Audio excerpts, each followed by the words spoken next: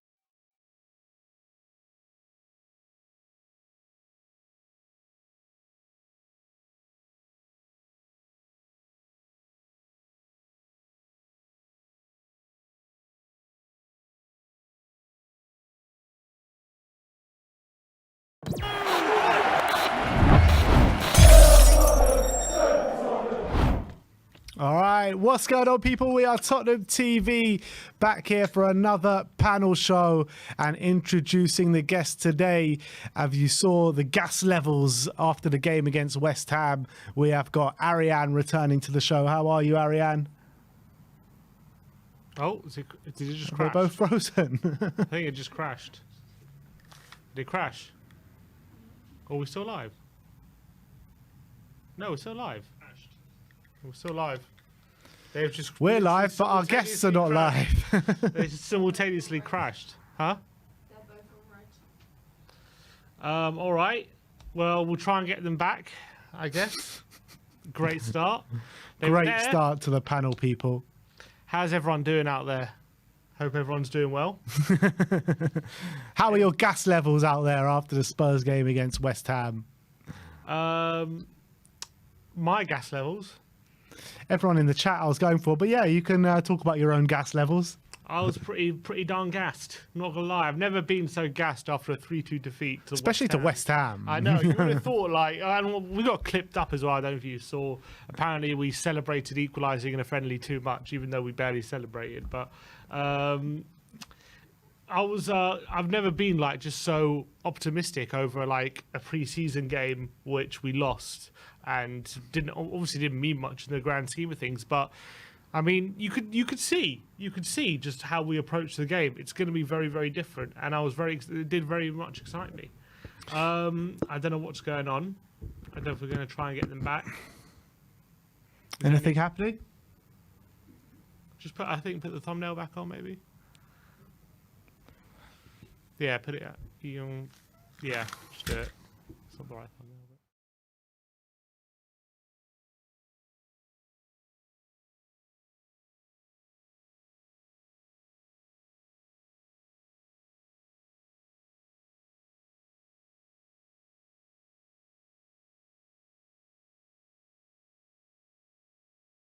C team. I hate that because the second half we had we're live, our we're B live, team. guys. Like, All right, we are completely back, different. people. Davis We are and back. Can you hear us? They're gone again. Every time we go live, they go. I don't understand what's going on, guys. Sorry. We're getting... Thumbnail, please, Quiver.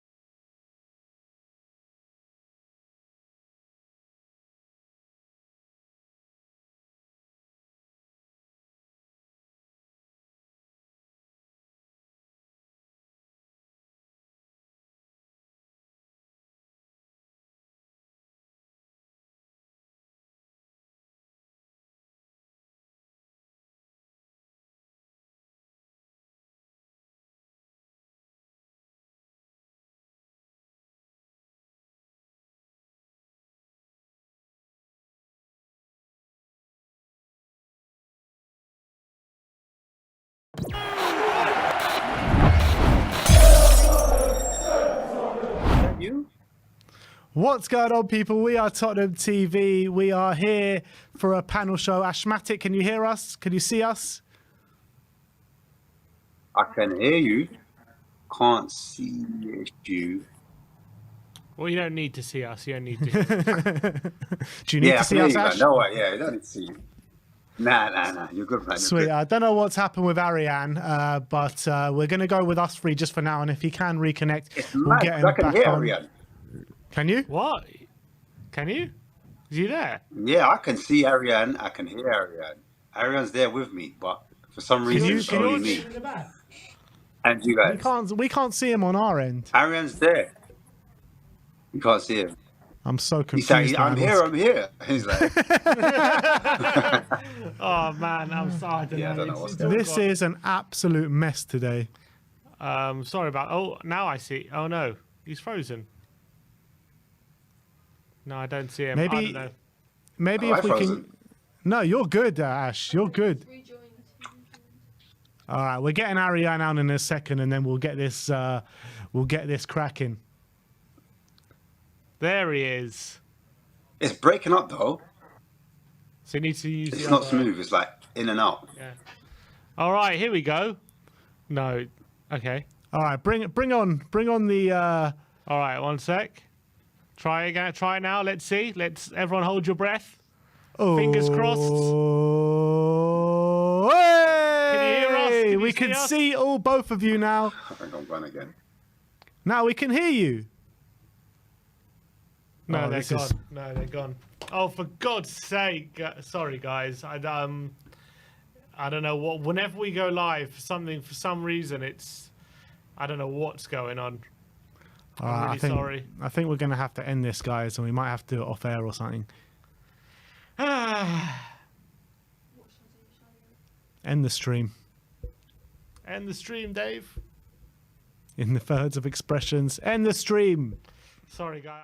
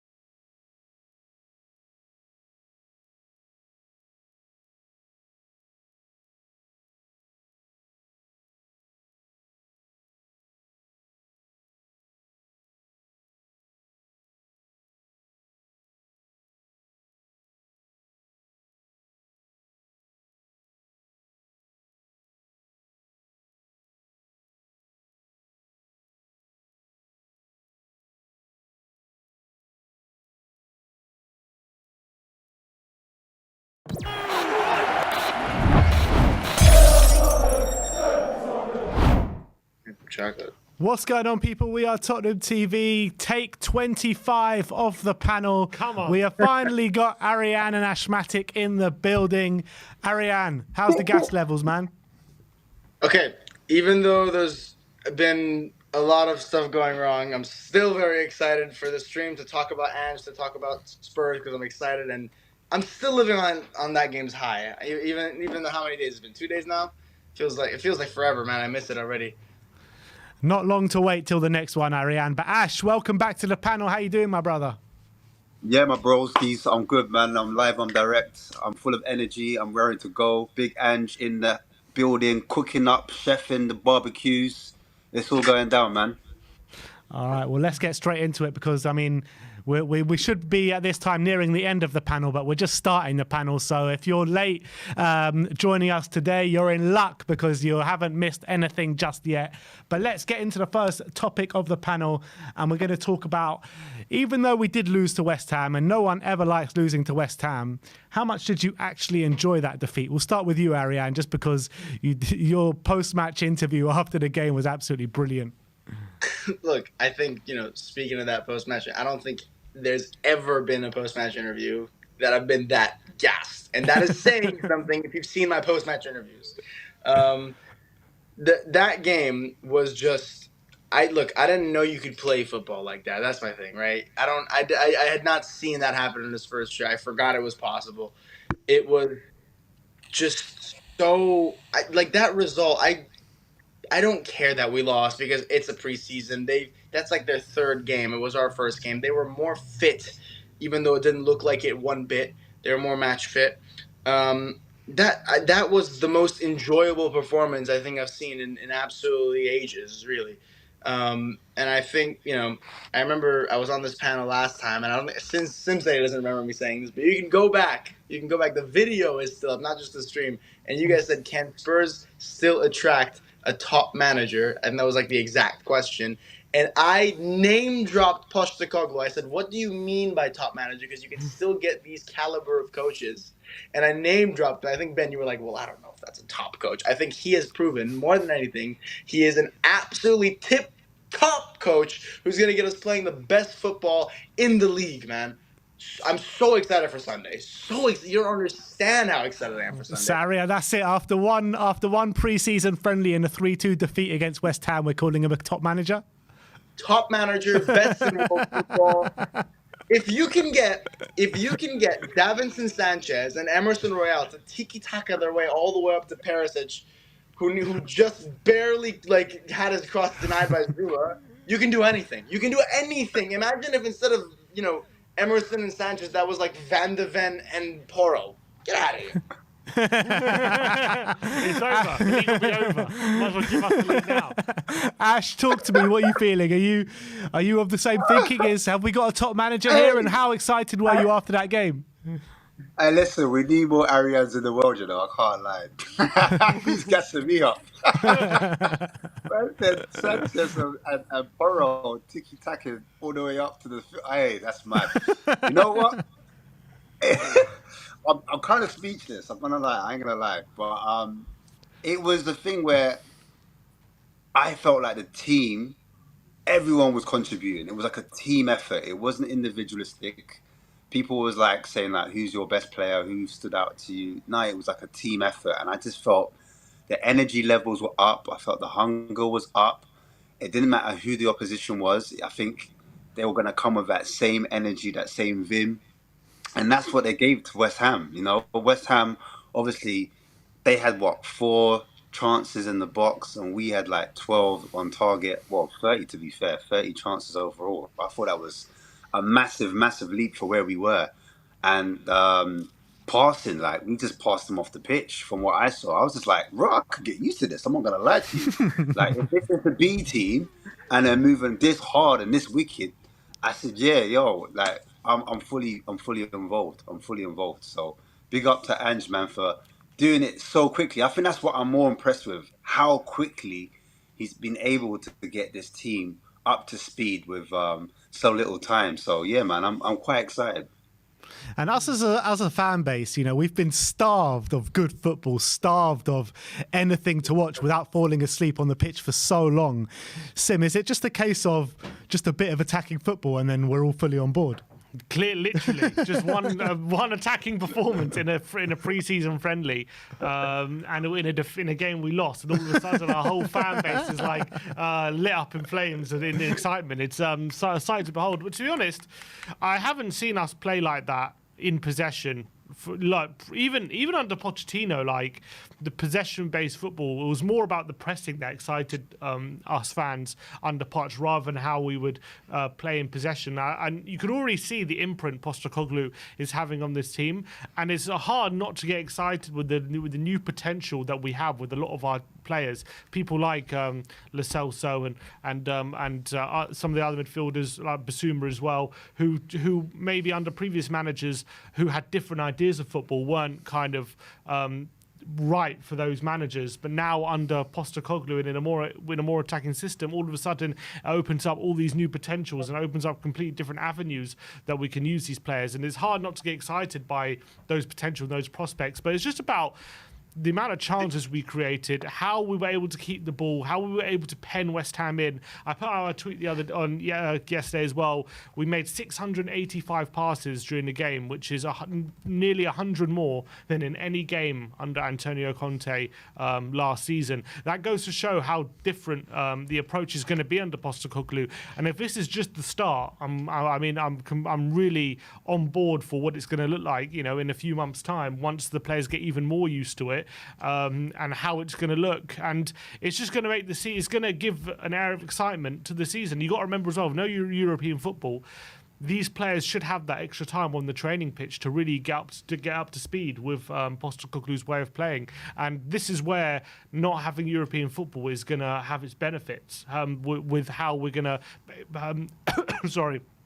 with how we're going to build a structure on the ball, and how we're going to build a structure on the training pitch, on the tactics. So I'm super excited. Just on the little evidence that we have of what Ange ball is going to look like. It's hard not to. It's just a breath of fresh air. Let's be honest. It really is. And like players picking up the ball in between the lines, like even like small things like throw-ins. Under Conte, the ball would go out of play, and then you get a fullback. Like you have to wait a minute for the wing back to go and get the ball, and you to throw it back in the play. Under Postecoglou, ball goes out of play. Whoever's nearest to the ball on the touchline throws it back in as soon as possible. No screwing around. Just intensity, keeping up the pressure, and it's just little things like that just get me excited. Yeah. Do you think like the way that we are set up and the way we're playing, even with top defenders in, do you think early doors we're going to see a few maybe batterings against us with, because even like just in the setup, the way we were just flooding forward, every time West Ham came back the other way, we were just had no numbers and we were being outnumbered on the attack, on the counter-attack. Do you feel like maybe in the early stages of the Ange Postecoglou era we might receive a few batterings, Ariane?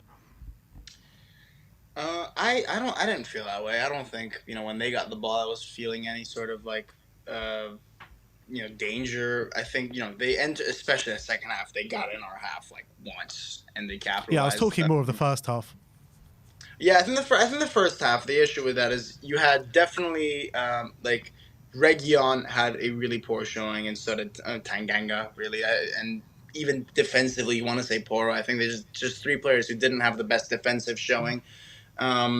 And I think that's really all it came down to, because in that second half, you saw a team, I think maybe there was more, I don't know if they had worked with Ange longer or whatever it was with them, but they definitely looked like it was more kind of up their alley. And in that performance, and that is like literally our B team. So a lot of people are like, oh, well, you beat West Ham's youth team. That was like whatever we had Devine on. What is he, like 16, 17? 18, I think. No, there you go, 18 now. I'm used to his FA Cup like numbers, but point is, like, you had literally our fringe squad. Some of these players I didn't even know could kick a football, and they were playing this absolutely brilliant football. So I think in that second half, it showed that even under the early stages of Postecoglou, we're going to still just be suffocating a lot of these teams, even if they have these chances on the counterattack, which is basically how we used to play all the time. I think we also have kind of that memory of that football only works if you have a Harry Kane, or if you just have some of these players who can make something out of nothing. But generally, like if we're playing like that against Bournemouth or West Ham, or especially these lower mid-table teams, I think we're going to suffocate them. And that's one thing that we've always been missing. It's always against these lower table teams that we seem to struggle with the type of football we're playing, because they're so suited to playing against teams like that. They love sitting back. They love being able to be hard to break down. And that's exactly the kind of football that you can't play can't play against if you're playing counterattacking football like Conte was. Maybe I think the only kind of thing that scares me is you have two teams. Really, it's the two at the top, unfortunately, Arsenal and City, and the way they play, they've done it longer. They have a more polished squad that's built more towards it. Those are the games that I'm looking out for to see what happens, because against City and Pep, we've had this juju for like 4 or 5 years now, where because we sit back so much, we're able to hit him really hard, and it always works against him. And Arsenal have begun to play the same way, and I don't know if this new kind of football that we're trying to emulate them is going to hurt us or help us. because Arsenal did the double for over us last time, and now are we going to be able to, because we're emulating them, they're playing against a different beast, can we take them out? I hope so, but those are the games I'm really keeping my eye on. But like Man United in the second game of the week, I'm so unbelievably excited for that, and Man United is honestly one of my least favorite fixtures. Besides that 6-1 win we had recently, I hate that fixture because I always feel like something, it's almost like Liverpool, just quite not as bad. I always feel like something happens to us. We have like, what was it? Conte, we had the away game at Old Trafford, and that was the game under Conte where you were like, this is not working out. And that is just, there's always these moments at Old Trafford, I feel like, where against Man United, you just have these like realizations with Jose. It was a game, I think it was like a 3-1 loss. Conte, Nuno, it's always something against Man United. But this time I'm so excited because the way they play, which the way we play, I think is made for us to win. And it's something I'm really excited to see. So even in the early stages, I think Postecoglou has shown he can create a team that's ready to win, not just play pretty, ready to win.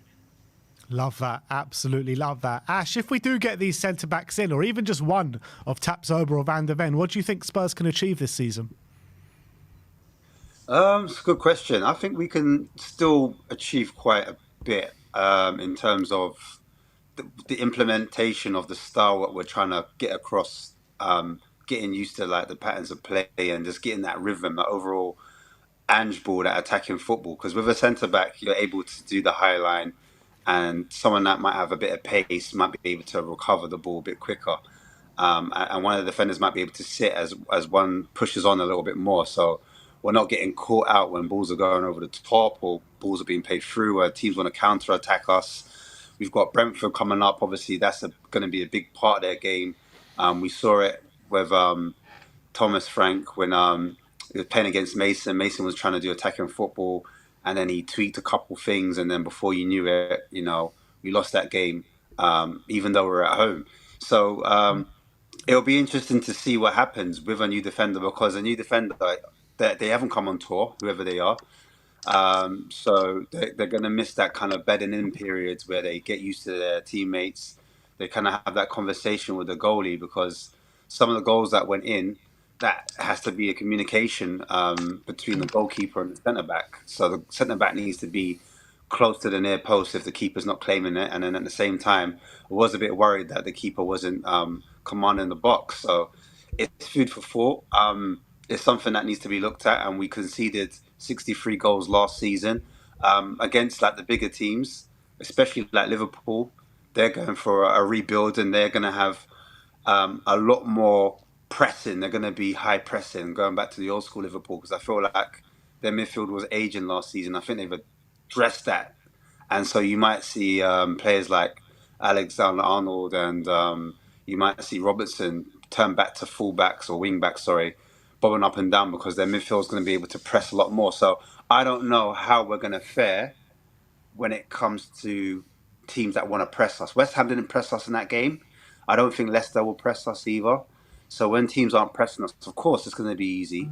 Of course we're going to have time on the ball. We're going to be able to find those killer passes and work teams, and it's going to all look pretty. But what happens when, you come against teams that are quality, and they're going to have more chances on the ball, and we're going to have less possession as well. It'll be interesting to see what happens when we have less possession, what we do, how we press without, because the thing about Celtic, one thing I did realise, they did dominate bigger teams, but it was just that killer instinct. They weren't finishing teams off. And I did notice that even though we had a lot of possession, we had a lot of shots on target, off target, we lacked that killer instinct. So that's something I'll be looking at for Spurs this season.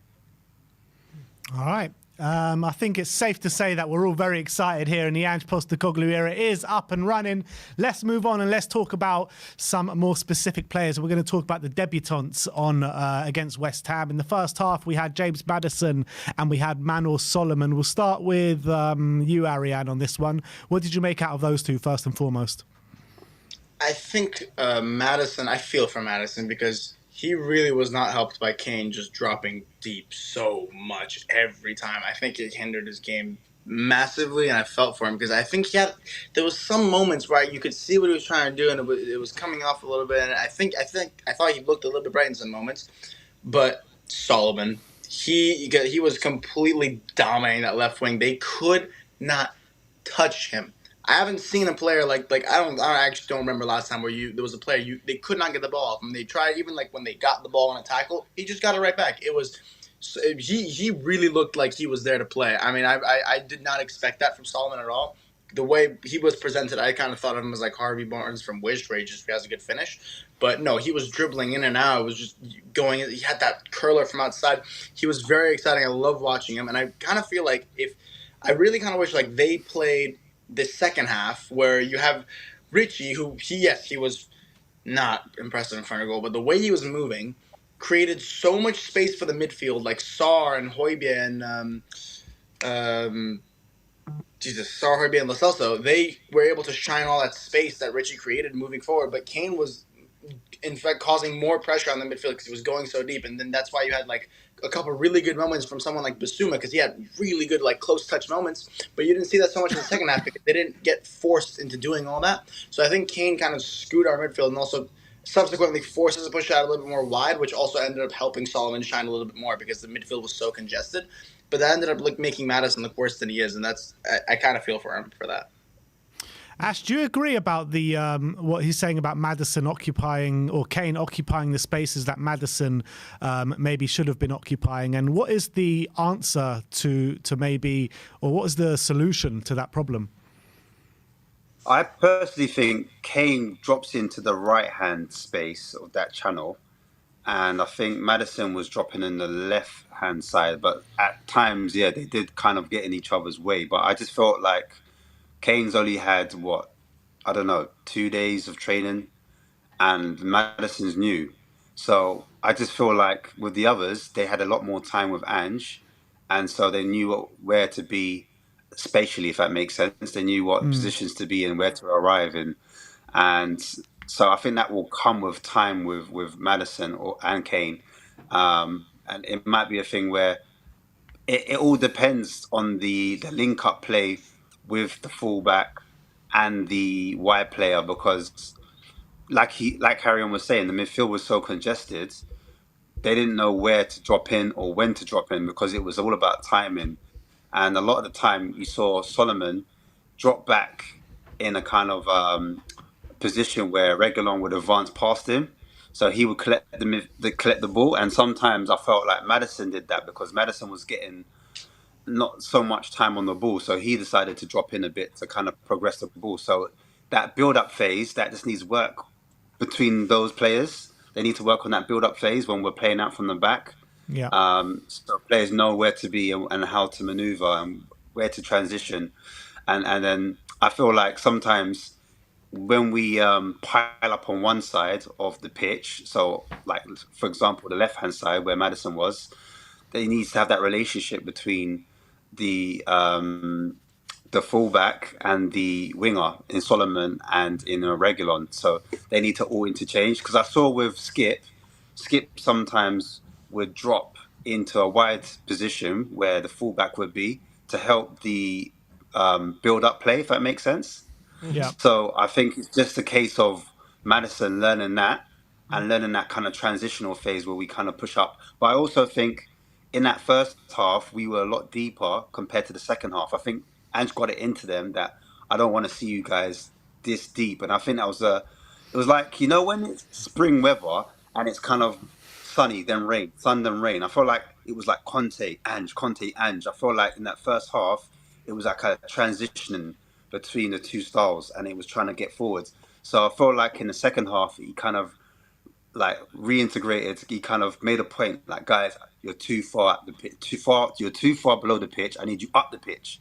As soon as you're up the pitch, those spaces start opening up, and it just looks a lot better. Do you know what I mean? Like, look how far forward Højbjerg was in the second half. Do you know what I mean? Imagine that was Maddison.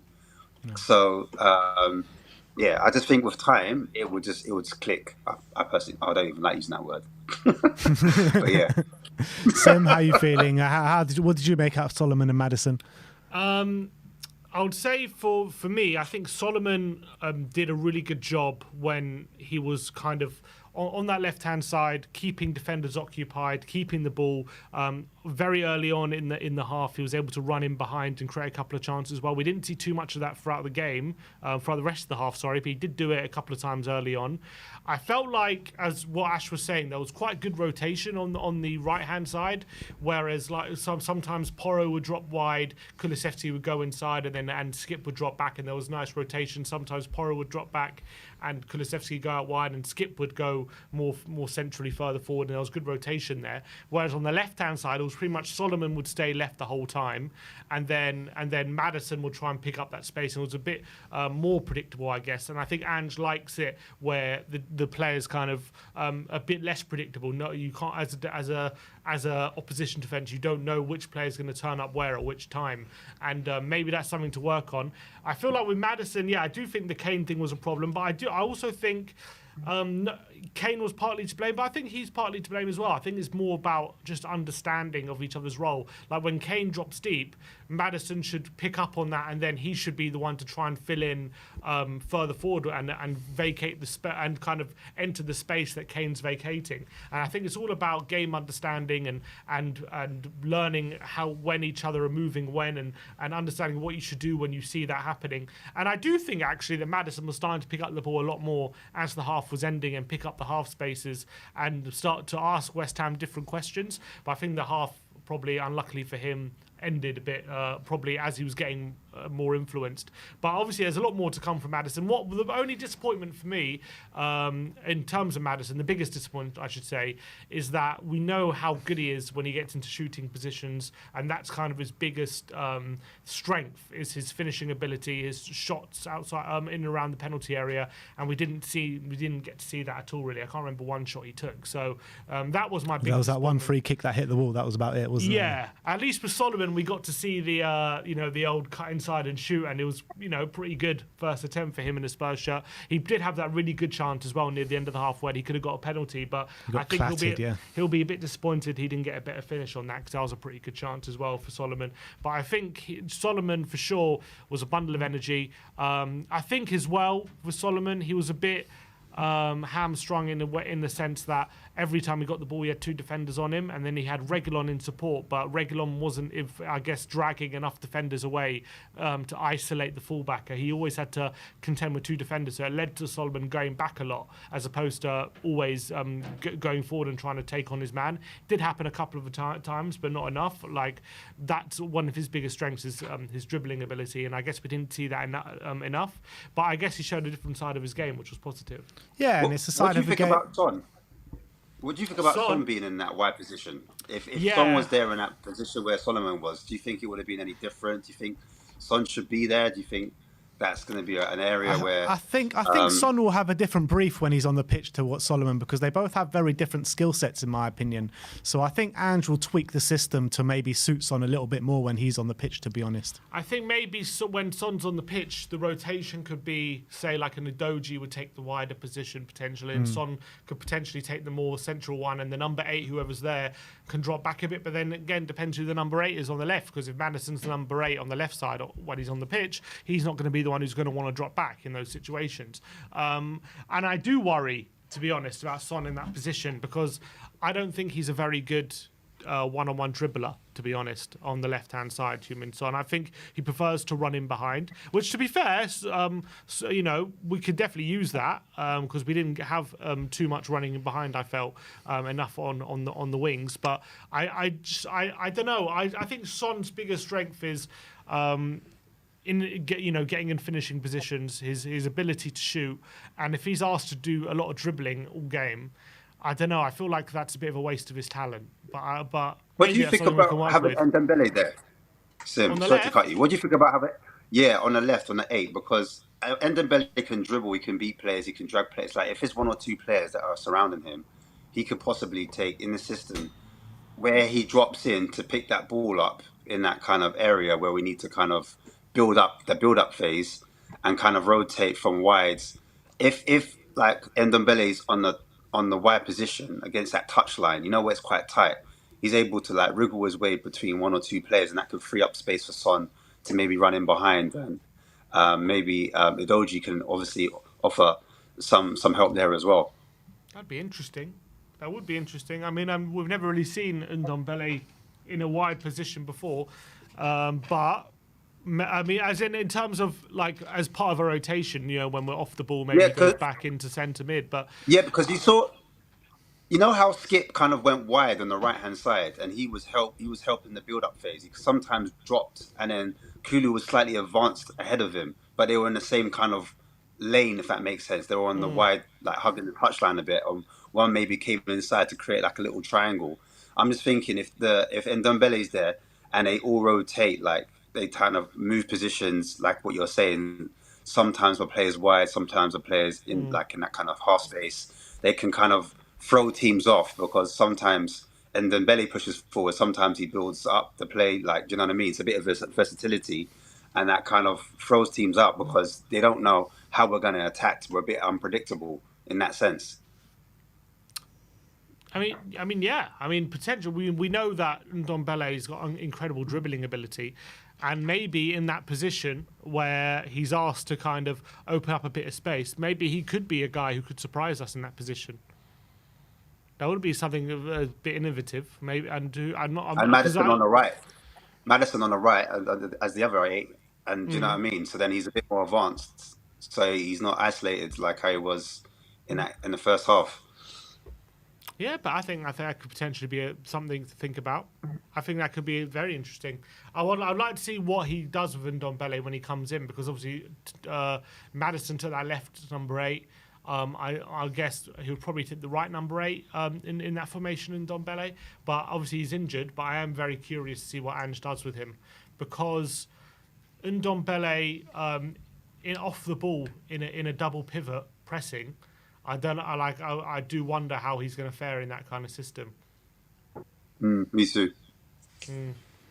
I don't know if he's got. I don't know. I got a feeling that he doesn't really have too much of a plan with Ndombele and just seeing how it goes. Because the players that we're rumored to be bringing in, a Gabby Vega and people like that. I mean, is there room for him in the squad with all these number 8s that we have already in the team? A good question. The only reason why I bring it up because he does seem to rotate quite a bit from what I've looked at Celtic, because it's so high intensity and it's so like go go go. He's going to use that bench quite a bit, and then depending on the opposition, he might throw on different players. So a team that might want to sit back or a low block team, he might throw Ndombele on, like in the second half, if that makes sense. Or he might start with an Ndombele on a different game, that a team that wants to counter attack us, or do you know what I mean? He might swap players out on in. He might, if supposing we've got a Gallagher or someone like that, that's more box to box, he might throw that in a team where they might be pressing us a bit more.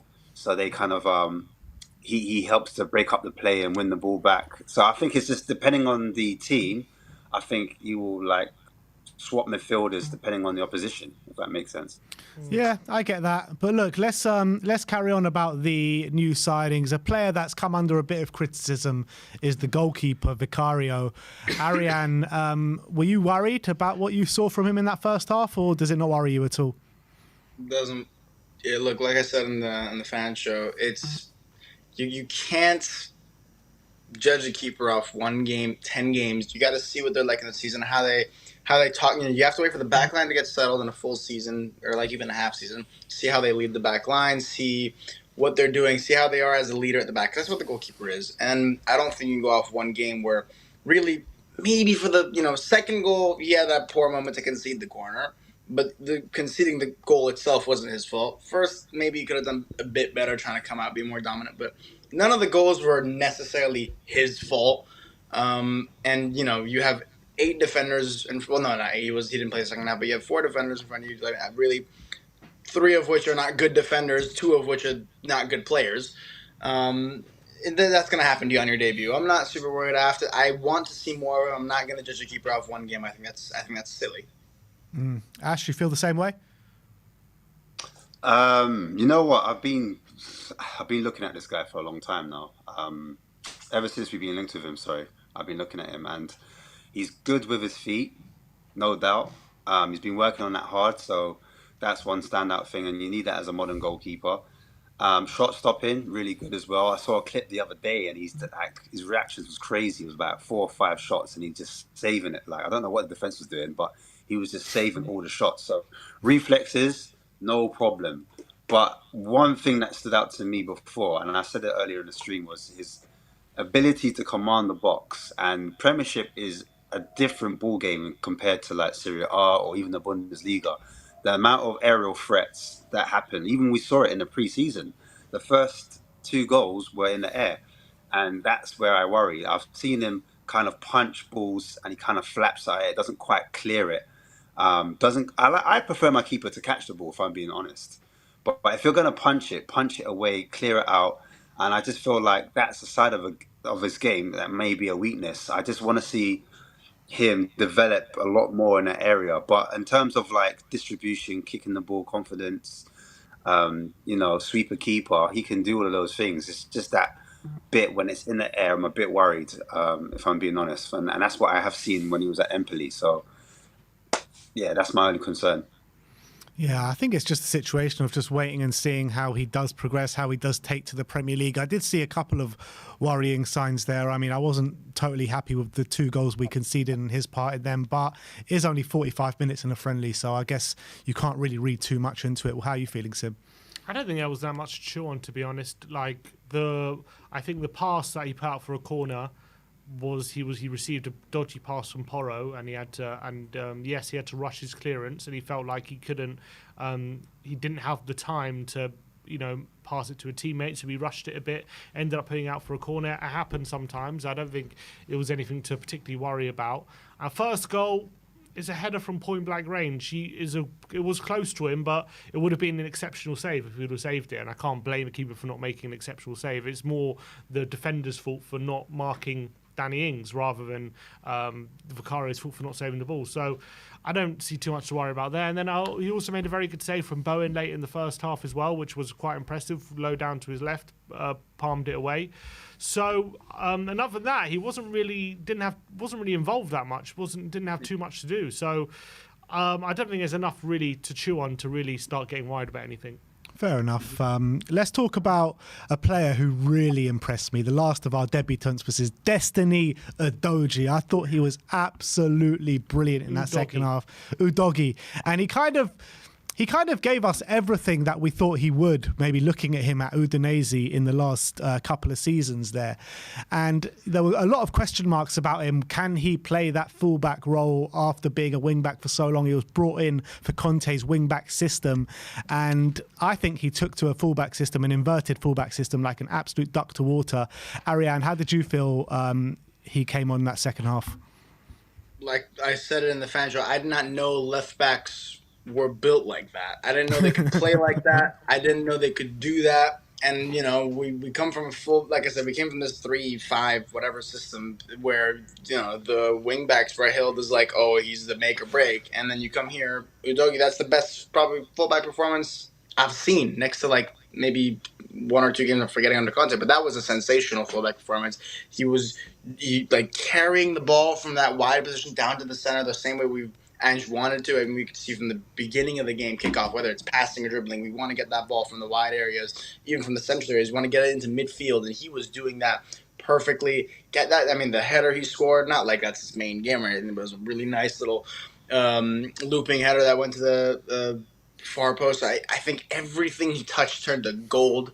He was fantastic, and I'm so excited because what is he, like 22? Such a young player, and he has so much room for movement. But his build, his physicality, just from that sense alone, he is just there's no area I look at him and I go, that might be a problem. He's tall, he's physical, he's technical, he's intelligent, he's fast. What can he not do? Of course I'm going to get a little bit carried away here, but he was great. He's just 20. I thought he was 22. He's just turned 20. Ridiculous. Ash, what's your take on Udogie? Or what do you call it? Udogie? Udogie, that's how we pronounce it. Udogie, yeah. Udogie. Yeah, I agree with Ariane. He's just, his physical presence alone, they just didn't want to go to that side of the pitch, if I'm being honest. They just looked at him and said, yeah, you know what, let's pass this way. And I think he's made for the Premiership. I feel like this whole notion that you buy a particular player for a particular area like he can't teach players how to do, different things. I think he could definitely do that.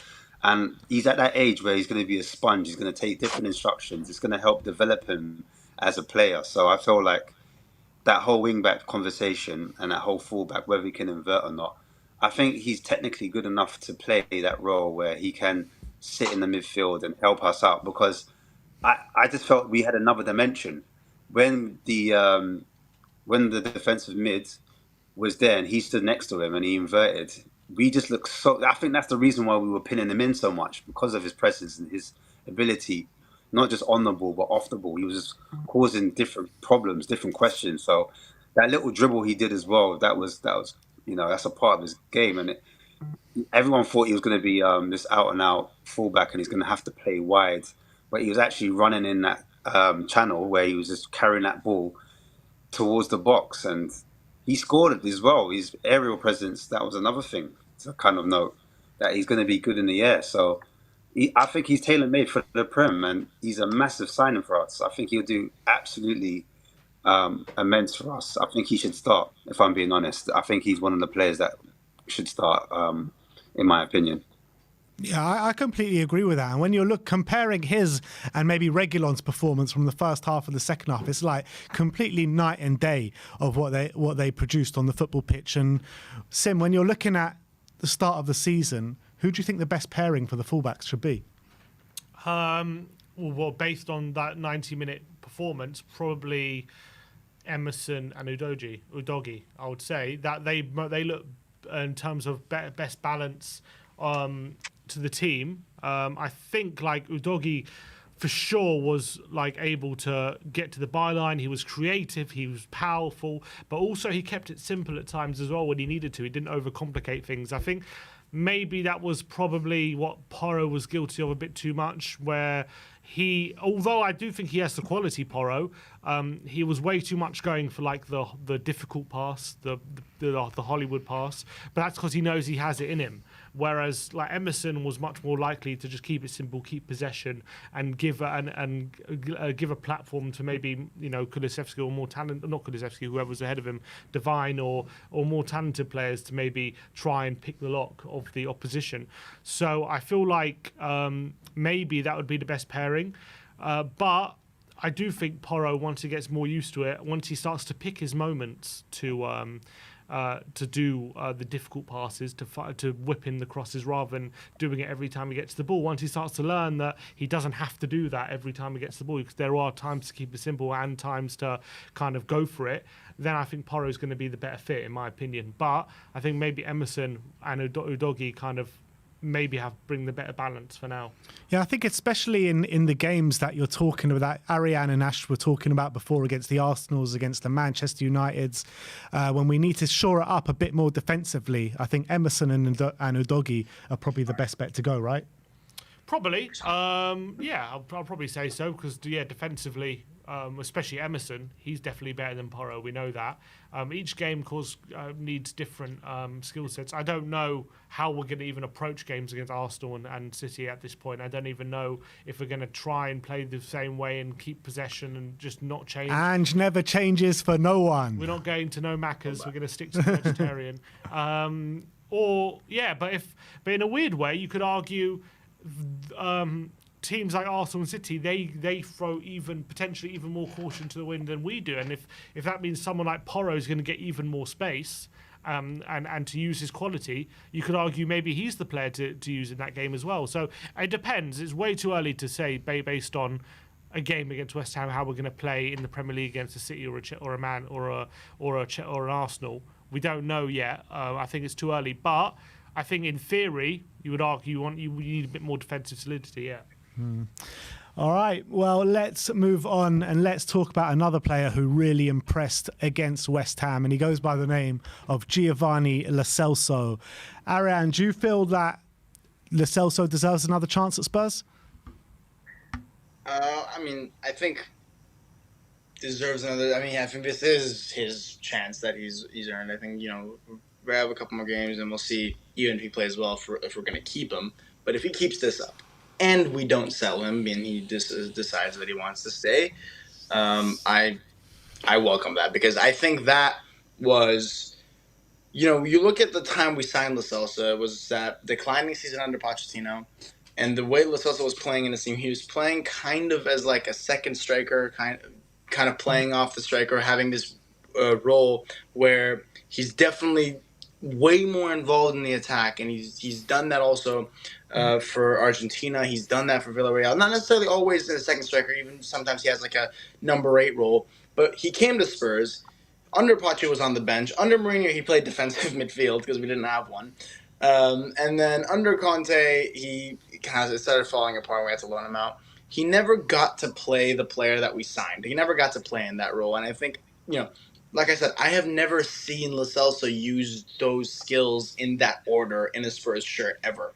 He had so much because of the way people are moving around, and we're stretching the pitch, and we're also running like Richy was bombing up, so he had a lot of space and he had a lot of time to think, and he was picking out these passes that I hadn't seen. Like I said, at Lo Celso's best in a Spurs shirt, that 5, 6, 7 game stretch under Mourinho, he was a ball carrier. Like I think everyone's highlight of Lo Celso then was that run against Southampton away from home, like in the FA Cup or something, where he just took it and he ran all the way. And I think he passed it to someone and we ended up getting a goal off that. That was the Lo Celso we all loved. But this isn't the same Lo Celso. He has this like technical abilities, these 1-2s that he plays, like that first time shot. That was like the opposite of Lo Celso. He couldn't hit a barn door for the longest time, even though he was brilliant. He basically looked like so much more comfortable. He was finding himself in the spaces that he wants to be as a player. And I think it's because of how much space we can give him by stretching the pitch. If we can manage to hold on to him, and I would prefer we do, and he has that competition with Ndombele, Madison, and him, and then if we end up signing more midfielders or whatever, I think the rotation we're going to have for the position, like that creative mid-advanced 8. And he also has that bite and that press that every Argentine we get seems to have that I love. So he has like a complete profile for that position, and he's coming into his own. So if that performance is what we're going to begin to see from Lo Celso more regularly, I don't want to see him go. I'll be very upset to see him go. Harry, and if I asked you now, you can only make the decision of keeping one of these two players, Lo Celso and Ndombele. Who are you taking? Right now, I'm picking Lo Celso because Ndombele, as much as I'd like to think that he's going to, he's going to finally get himself fit and all that, I haven't seen it. I'd like to trust him, but I can't. Lo Celso's done it for Argentina, he's done it for Villarreal, and he's done it for us, and I'm more confident that he would be able to be available more than anything. That's why I'd pick Lo Celso, but I believe in Ndombele's ability, but I don't know if he's going to be available. Ash, we put a tweet out talking about Giovani Lo Celso, about if he should get another chance or not. And some people were replying that 45 minutes doesn't repay 4 years of stress with Giovani Lo Celso. Do you agree with that, or does everyone just have a clean slate now? I feel like every fan's different, and a lot of fans suffer from trauma. So it depends how that trauma's affected you. And if you're really attached to individuals and you don't believe in second chances or third chances or fourth chances, then you're going to say or fifth or sixth or whatever many it is. You're gonna build your own narrative. You're not going to be able to say, look, maybe this player was under a certain regime and that style did not suit them, and that's the reason why they weren't getting the best out of them. And we were led to believe that, these managers are man managers. Yes, they are man managers, but certain players obviously warm better to certain tactics. And we've seen it before with other clubs, with other teams. You've seen players just want to work and run through a brick wall for certain managers. And it may be in the case where the managers we've had before, they're top managers, but just not the right fit for our club and not right fit for the particular players that we had. So, the manager that brought in Lo Celso was an attacking manager, was a manager that was, quite interpersonal and had a way with players. And obviously he got sacked. So we didn't get to see that Lo Celso under that particular manager. Now we've got a chance to see Lo Celso under an attacking manager, which he's come out and said that he wants to play attacking football. He's happy to play attacking football. You're now seeing the fruits of that labour. You're seeing a player that's able to do key passes, that a player that's able to link the play, a player that's able to do through balls, a player that has end product and actually scores. So every player now just looks completely different. Players that I didn't like, I was never a Lo Celso fan, me personally. I wasn't so attached to him where I could say, I don't want to see him in this club again, get him out of my club. For me, it was just a thing where I just didn't think he was good enough. And he was too injury prone. That was my biggest thing. Like, you just never see him. Do you know what I mean? Always injured. And then the fact that he didn't really want to be here, I was like, if you don't want to be here, see you later.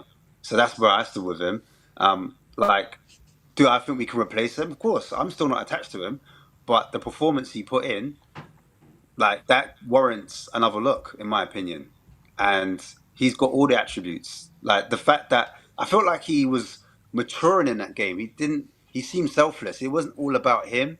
He just did what was right for the team, picked the right pass at the right time, didn't hold on for it for too long, didn't overthink it, made football look real simple and real easy. Because at the end of the day, it's not a hard sport. It's not a hard, you can't overcomplicate.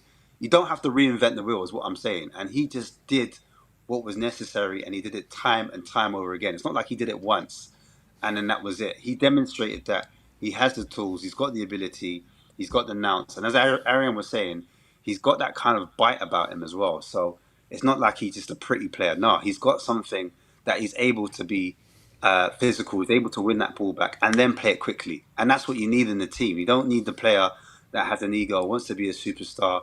And that's what I get. Those are the vibes I get from him. I don't see a player that, it's all about him. So if that's the case and he helps our team tick, I'm all for it. I'm all for it. Play it simple, play it quickly, good technique, aggressive when need to be, doesn't give the ball away, technical, plays it forward, can finish, and that's it. That's what I want to see from the Celso. And if you had to take a punt on him or Ndombele, who are you taking? Come on, Ndombele's my guy. Come on, man. Ndombele, yeah, come on. Ndombele's something different. I don't know. I didn't know you were part of that camp. I didn't know you were part of that camp, Ash. Fully on the train. Come on. Can you not remember the last stream I was on? The last stream I was on, Ndombele, I'm all about Ndombele. You know what? It's just. I don't know.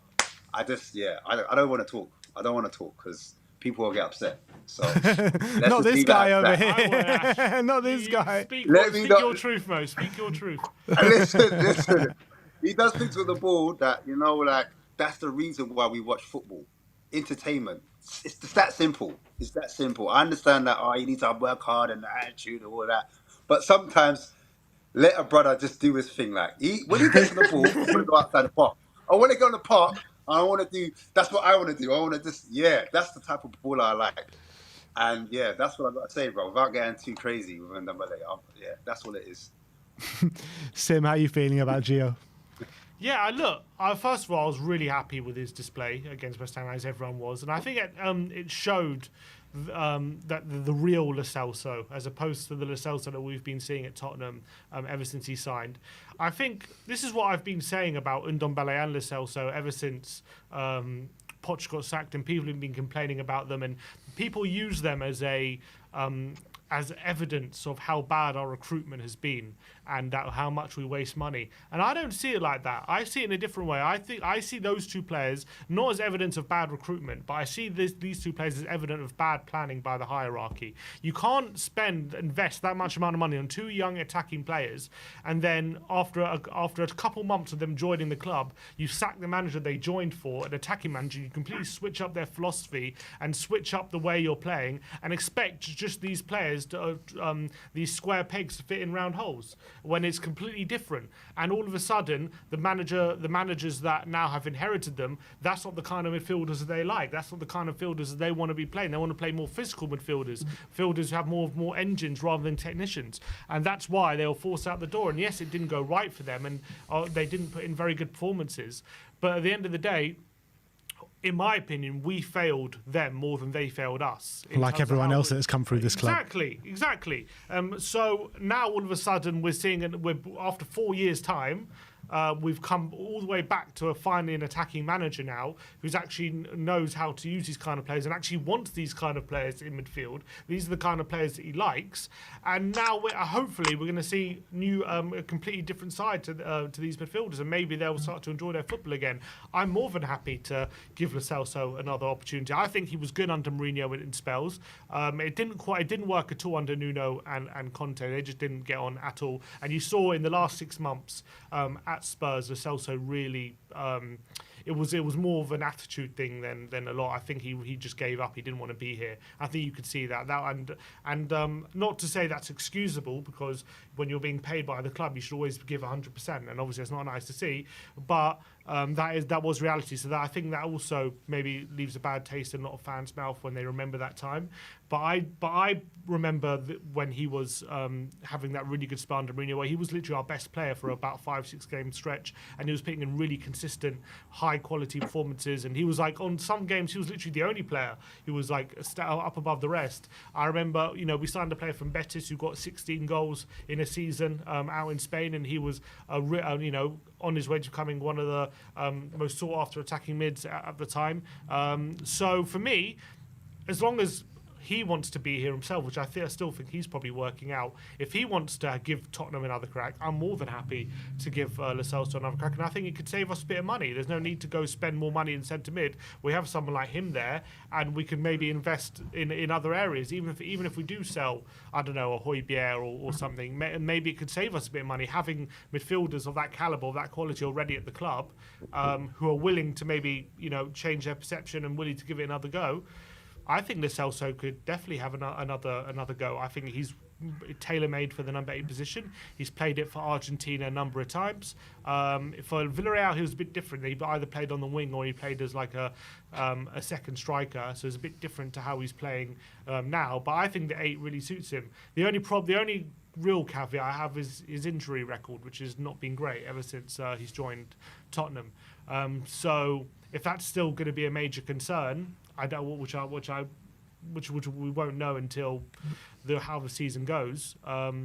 Obviously, I don't want an injury-prone player around again, or you don't want to go for another season where he starts to look good and then picks up injuries again, and it takes him ages to get back in the team. And I guess the risk is always going to be there. There's nothing you can do to satisfy that risk, really, to alleviate yourself. So you're going to have to just go with it, with that risk if you decide to keep him. So on that basis, maybe I would consider a good offer. But in terms of the quality of Lo Celso, I've got no problem with him staying. How many midfielders do you reckon this squad needs for the upcoming season? And how many do you reckon, if let's say for argument's sake Højbjerg goes and it looks as though for everyone to see that we're trying to bring in another one, do you think another one is even needed if Højbjerg goes, if Ndombele and Lo Celso are on side? Do I think we need to bring in another one? I mean, depends what we do with Sarr and Skip, but technically who would we have? We'd have Basuma, Sarr, Skip, Bentancur, Lo Celso, Ndombele, and Maddison. That's 7 already. So if we're going to keep both Ndombele and Maddison, and Lo Celso, yeah. If we're going to keep Ndombele and Lo Celso, I don't see a massive need for another midfielder. Yeah. I don't think it's as a priority anyway. Yeah. Definitely not as a priority. So, I mean, if we were to sell Højbjerg and just bring in 2 defenders now from the end of the window, would all you guys be happy with that? I'd much do that than bring in 1 defender and 1 midfielder. Yeah, me personally, I would, yeah. Yeah, because it's the thing where we're lacking pace at the back and technicality at the back as well. We need defenders that are technical. And I think Sim hit the nail on the head when he said he had a manager that kind of wanted players more with an engine, that were more robust and physical, whereas an attacking manager wants someone that's a little bit more technical and quick-minded, they think a bit quicker on their feet and a bit more versatile. So I think in that position, at centre-back role and then in midfield, I think centre-back's more priority to get that one right and then keep the technical midfielders that we actually do have, keep them in the side, because I saw that in the first half. When you don't have a technical midfielder, what happens is the ball goes back. But when you have a technical midfielder in the pitch, they can do something where they hold on to it and they can play a forward pass because they're able to see the picture a bit quicker. They've got the vision, but then they've also got the ability and they have got the confidence to kind of to do it in the right moments, in the right areas, if that makes sense. Whereas the players that we had before, they're more like they'll get the ball. Their strength is like, you know, running without the ball, being physical, winning the ball back, and then playing it forward quickly. Do you know what I mean? So it's different skill sets, different players, and centre backs is what we need. We need technical, quick centre backs to help with the transitions and with the when we're building out from the back, or when we're in transition, when we're trying to, you know, get it a bit forward, a bit quicker. Then I think that's when we need those defenders in. All right. Let's move on to the last topic of the panel, guys. And yes, it's revolving Richarlison, the Brazilian number 9. I mean, I felt like against West Ham, the play did become a lot more fluid, a lot more attacking, a lot more just easier to watch when Richarlison did come on the pitch. But himself was very, very frustrating, always being offside, his finishing ability, quality lacking massively. But I did like the runs he was making, that Kane just wasn't doing that at the time. So Ariane, do you feel like Richarlison can come good in this system? And do you think this system is maybe more suiting to him than it is maybe a Harry Kane? Anyone who speaks to me regularly will tell you I am the single biggest Richarlison advocate, especially under Ange. I think, look, you look at the way Ange plays and the pressing. I think Richy was, yes, he was a Timo Werner in front of goal. I'm gonna go that far as say that was a really bad finishing performance. There's no hiding from that. But first of all, last season, I don't think any of us looked at Richy and said his problem was his finishing. I don't think that was ever anyone's biggest concern. He had a couple really good finishes, actually, and he was quite unlucky with the offside, some of them by very minuscule margins. So I don't think he's a poor finisher. I don't think you can argue that he is, especially in the World Cup. He showed he's a good finisher. That was a bad finishing performance, not the same thing. Pressing, probably one of the most relentless pressers in the squad, if not the most relentless presser in the squad. He does not stop running. He's an absolute pest. That's when we first signed him under Conte. The thing I was most excited about is, I'm thinking about his performances for Everton, like against Arsenal. Those are some games I remember, Richy, that he was just ridiculous. Pest, the definition of someone who does not let you go. He doesn't let you breathe. I love that about him, and I think if you put him up top, the way he can help us off the ball, especially in a game that might be more challenging than a West Ham B team, right? He's gonna help us a lot with that pressure that Kane really wasn't doing. He was doing a lot more. Kane was a lot more passive, right? And that's I think we're assuming. I think this scenario is really only if Kane leaves. I don't think under any circumstance you're gonna play Richarlison over Kane. I think there is, Richie's biggest problem last season was, everybody knows, it was probably his lack of minutes and consistency. But the reason he was getting so few minutes was because of his positioning. He was always offside. He was always having these problems. He couldn't really get into his groove, and for a striker, that's important. And I don't think there's a single better coach or system on this planet that suits Richarlison more than Ange's system. It is one built for a relentless presser. It's one built for a pest like him, and it's one built for someone who will always make those runs in behind and push the defenders up. When I was playing, I'm going to use myself as an example. When I was playing in high school, my coach always said, like, my role, because especially I was not necessarily good at coming in deep because there was different players in the squad, but I always had that role of trying to bother the center backs. And that's what Richy always does. I always see he always, even if he has like a poor game technically or finishing wise or whatever, he doesn't let the center backs rest. And there's value in that because we saw that he let other players shine. Even though he himself had a poor like technical performance, I said Celso had the space to shine. And out wide, Perisic had a lot of good moments because he had Richy in that box and he had the space because center backs were always on him. Like in that tiki-taka moment I described between Sanchez and Emerson where we got it all the way from the back all the way to the front, Kurt Zuma had to make a ridiculous tackle to deny Richy the chance to score there. I don't know if you guys remember exactly what I'm talking about, but Zuma made like he was like a leaping, sliding challenge. It was a really, really good challenge, and if he doesn't do that, you don't know what happens there. So I think Richy is. If he is ever going to come good, and I really believe that he's a really good player, you ask anybody, I'm the biggest advocate. I believe if he's ever going to come good based on his abilities, there's no coach and system on this planet more suited to him than Ange's system. I think he can really shine in this system. Yeah, I agree with that, and I was actually very excited about the prospect of Ange coaching Richarlison, because I thought maybe he could his attributes might actually be perfect for the way that Ange wants to play a number 9 role. How are you feeling about it, Ash? I think it will come. I think it will come. It will come. It will come. It will come. It's confidence. You can see it because although Richarlison's not the most technical player, these things that are happening to him, his first touch, albeit that his passing is not the greatest. I think his passing is a bit poor. Sometimes he underhits it, and the accuracy is not always the best in terms of link-up play. But we don't need him to do the link-up play. We just need him to do that final ball. I think he was running that line really well, that attacking line. He was running that well. It was in between the two centre backs at times, but more importantly, he was in between the centre back and the full back. So it was getting the blind side of the centre back, so they didn't know where to be, and that gave, like Aaron was saying, Perisic a lot more space, and that helped him a lot. There were certain times where I saw Richarlison run across the 6 yard box diagonally and then get the ball and then cut it back, and he set up the Celso for a chance. If he did a better pass to the Celso and it wasn't too hard, then the Celso hits that first time. But the Celso had to take a touch and then he fed it back to him, and he fed it back to Richarlison. Richarlison hit the ball and he went straight to the keeper. But I just think there's certain times when he just needs to slow it down because he's trying too hard, because he knows that he's got that 60 million price tag on his head. He really wants to be the Brazil number 9 that he can be for Spurs. And there was a chance where it was offside, but he kind of had a chance where he leant back. I think it was on Zuma, and he leant back and he took a shot. He actually beat the Zuma, and he leant back, he took a shot, it went over, and I think it hit the crossbar.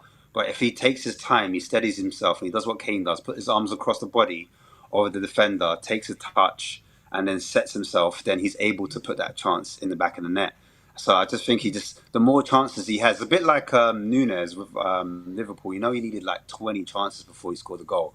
I feel like with Richarlison, because he's more of a box striker, not a link striker, I think that will happen. The more chances we create for him, the more confident he will get, and then he'll be used to getting in that position. He will just finish it off. He'll finish those chances off, the ones that he was missing. So once he gets his balance right, once he gets that first touch right, it'll become instinctive.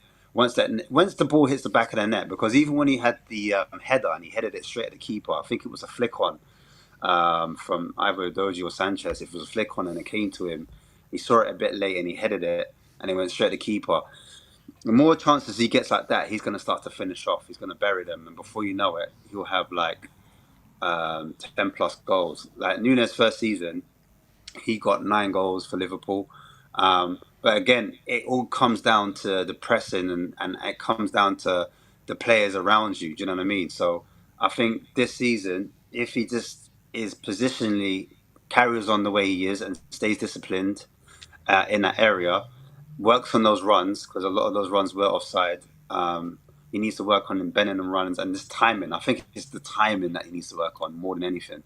If he gets that timing right, he'll be dangerous. He will be. He will suit that end system to a T. Do I think there's better out there?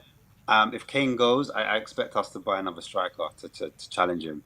And will Richarlison react better towards that, having another striker alongside being in competition for him? I think, yeah. I think all his life he's had adversity. He's Brazilian, of course. They've always had troubles growing up. They've had to fight all their way through, and you see that in his style of play. He looks like he has to fight his way into a game. He's definitely a fighter, yeah. Yeah, he's definitely a fighter. So I think another striker won't throw him off. I think that will do him all the world of good. So yeah, that's my analysis on Richarlison in that game in particular. I just think it will come. It will happen for him. Ash, would you be mad at if Kane was to go this summer to have Son and Richy as your number 9s and invest more in another winger? I'm all about the team. So if Kane's unsure, he's got I want people that are 100% for it. If he's unsure and he's all about, I'm open, I could stay or I might go. Nah, I want someone that's fully on board. They want to be here. They're buying into the project. And to be fair to Kane, he's done his time. He's done 9 to 10 years.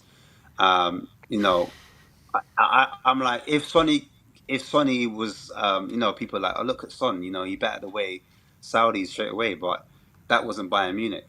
Do you know what I'm trying to say? So it's hard to kind of put the two together. But Son seems like he's committed. I'm not gonna lie. Son seems like he's committed. So I would rather give Son and Richarlison a go if Kane's unsure if he's going to sign a contract. Why not rebuild? I'd rather get that money now and try to build that squad.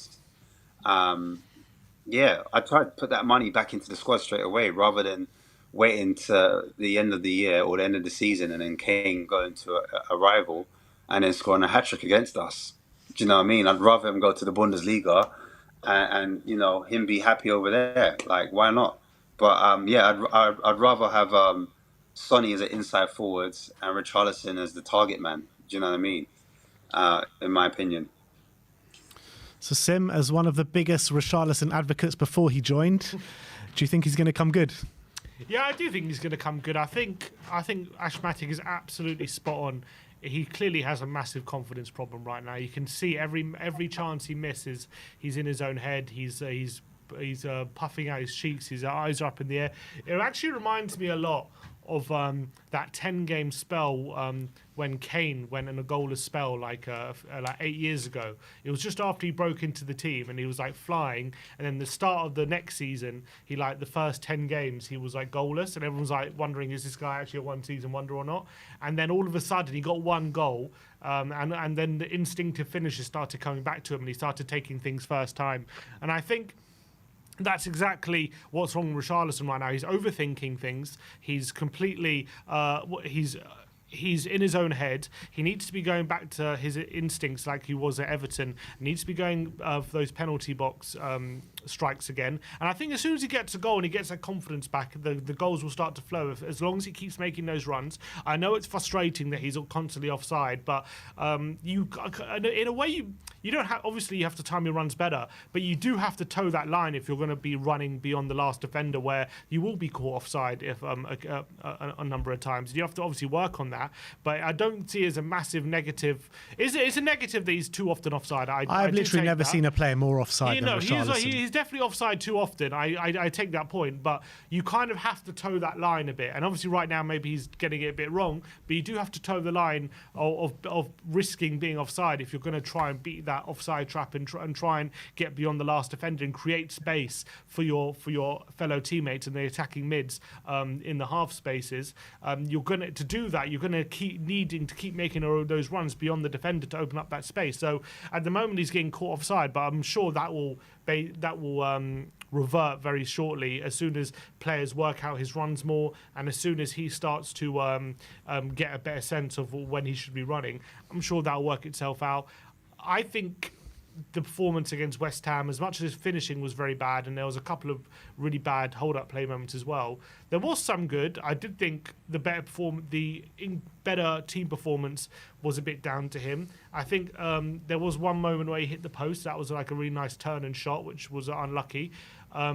And there was a really nice link-up play between him and Celso inside the penalty box when Richarlison had a shot blocked as well. So there was some good stuff. You got to remember, didn't he have an injury as well? He's come back from injury not so long ago. He hasn't had a long time with Ange at all. He was back even late. He was back a day later than all the other international players as well. So he's had even less time with the rest of the team. I just think he needs a confidence boost. He needs an arm around the shoulder. He needs to be told how good he is, because I think even he's starting to doubt that at the moment with his lack of goals.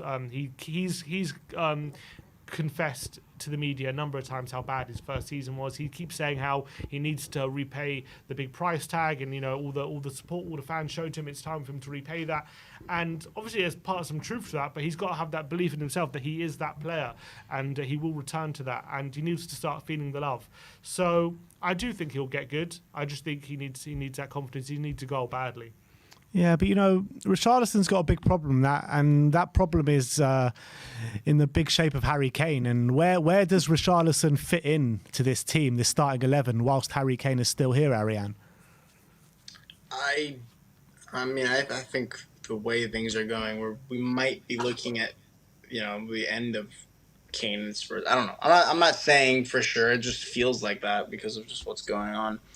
Reports coming out that he won't sign the contract, and Bayern are slowly upping their offer. What are we at, 90 million right now? Add maybe 10, 15, 20 more to that, and we might start having to say our goodbyes. And if that happens, I mean, here's the thing. Let's say it doesn't happen. I mean, Kane has been the bane of every single striker in this squad. From it started with Soldado, who he ended up benching, to all the way now. Every single striker that comes in, they're just cursed to a lack of game time, a lack of consistency, a lack of everything. And Kane, ever since he fixed those ankle injury issues with his personal physio, you don't get chances for someone like Richarlison to get a look in, and especially with that European football, it's going to be even more difficult if we're trying to rotate, because who subs out Harry Kane? Nobody, right? And so it's always this, like, if Kane stays, this season, signs the contract, doesn't sign the contract, none of that matters. If he ends up staying, it will be a difficult season for Richarlison or anybody. It could be a difficult season for Haaland, because if he's going to be on the bench if he's in this team, it doesn't matter who it is.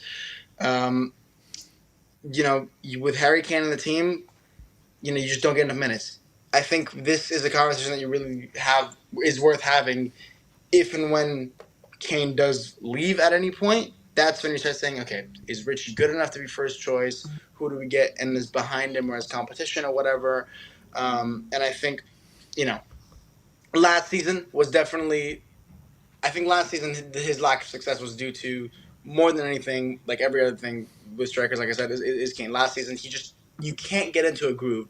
As a striker, the thing you need most is consistency. You need consistency, you need confidence, you need to get into a groove. There's no striker I refuse to believe there's a single striker in this world that can remain world class and then not play for 3 or 4 games, put another world class performance, not play for 3 or 4 games, that doesn't happen, right?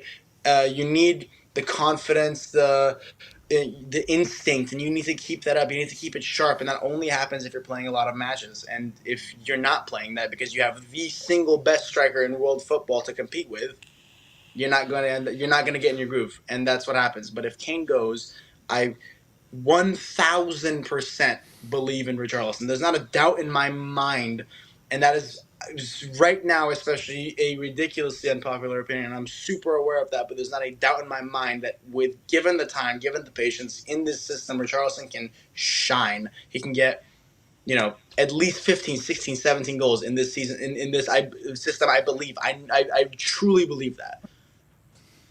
All right. To add to that, just a quick one. I think if Kane does stay, right, because he hasn't, we still don't know what's going on. So there's a possibility Kane stays, by the way.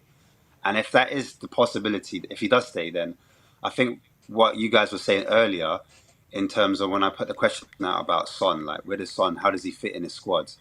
I think you'll see the same with Richarlison. He may, at times, depending on the opposition, you might see Kulusevski drop out like we did last season, and you might see Richarlison there on the right hand side on the right wing, or you might see with Solomon, like you might see Son there. So, but you might see them played slightly differently. So you might see a few tweaks with Richarlison coming in, and I feel like Richarlison might not start every game. He might be, I wouldn't say a bit part, but I think he'd have some say. So he might start in some games. He might be a substitution in particular games where he comes on and he causes problems. Not necessarily for Kane, but it might be for like one of our wingers. So I think that might be the solution going forwards. Because I think it is a valid question you guys put forward, and it is a bit of a headache. Will Richarlison be able to get into the groove? Because like Arian was saying, you need minutes, you need game time to get that kind of groove. You need that consistency, you need that match sharpness. And if you're a bit part player and you're playing some games and not other games, then how are you going to get to your full potential? It's a problem. But do you believe that Richarlison has the skill set? I know you're saying it could be a different variation of it, but do you think he has the skill set to play as a right winger or a left winger in this Ange system? Because for me, I feel like the only place that suits him in an Ange system is the number 9 role. I think he can play the right wing forward role. I know he didn't do too well last season, but I just believe in an attacking system. I think it just changes the whole game. The team's a lot further forward up. The amount of chances that we create are so much more. I feel like on that right wing forward position, Only because what I saw as well, that half where he was kind of veering to the right. He wasn't always central, and I feel like there's no fixed positions. I feel like with players before, we had fixed positions and fixed ideas that you need this player in this position. This and system, if I've got it wrong, I've got it wrong. But I see it being a lot more fluid, a lot more unpredictable. So you kind of throw out your ideas of how we perceive football before. Like I saw Basuma. Basuma was meant to be the holding mid. He's all the way in the box taking shots. Like he should have finished that chance, by the way, Basuma. Yeah. But I think with more time, he's gonna get that into those areas and score goals. So that's just one example. I feel like there's gonna be so much players. You're gonna think, oh my days, all these guys are contributing goals from all over the pitch. It's gonna be so unpredictable. We're gonna have goals left, right, and that's the reason why if Kane was to leave, I wouldn't be mad at it because then now the responsibility is on the team. You know, the team has to perform as opposed to Kane getting us out of a certain situation. No, we can't replace that quality that Kane will leave, but it'll also be interesting to see how we cope without it. Absolutely. Anything you want to close off on, Sim?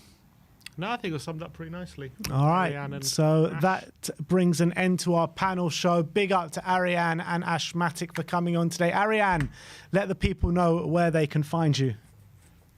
Well, you can't actually find me on Twitter anymore. I've deactivated that account since. The only place you can really find me is here on the post-match fan shows. Make sure to tune in post-match fan, especially if we win. I'll be there. Even if we lose, he'll be gassing up the place. Yes, sir. Last time I was gassing it up because even though we lost. So get on those post-match fan shows. I'm always early. I'm always on. If you want to see more of me, that's really where you're going to find me. So yeah, go ahead and support the boys. Subscribe, like the video, all that stuff. Yeah, that's where you're going to find me. Big up. Ashmatic, tell the people what's going on your channel coming up with Marlon. Yeah, so we've got a rival fan show tonight, in fact. So we're going to have a few rival fans on there. On Southview Quays, you can catch us down there. And again, another transfer special on Tuesday. Every Tuesday, I go through some of the players. We're gonna do Callum, not Callum. I forgot his name from Chelsea. Gallagher. We're gonna do the Chelsea guy. Yeah, Gallagher. We're gonna do Gallagher on Tuesday. With a few other players that we're linked with as well. We're gonna have a deeper look at them, so it should be fun. It should be interesting. I saw Marlon was in the comments before Ash, and he goes, what's Ash said on this stream? Because we've just lost a subscriber. Yeah, I was expecting that. I was expecting 10 losses. I was expecting 10 messages. Ash, what are you telling me? Richarlison, he's dead, bro. I told you to leave him. Those defenders, they can't defend. I'm going to get in the deck now. Watch. Well, everyone go tune into Southview Quays tonight. We'll see you all very soon. Thank you, everyone, for joining in. Like, subscribe, and comment. And as always, come on, you Spurs.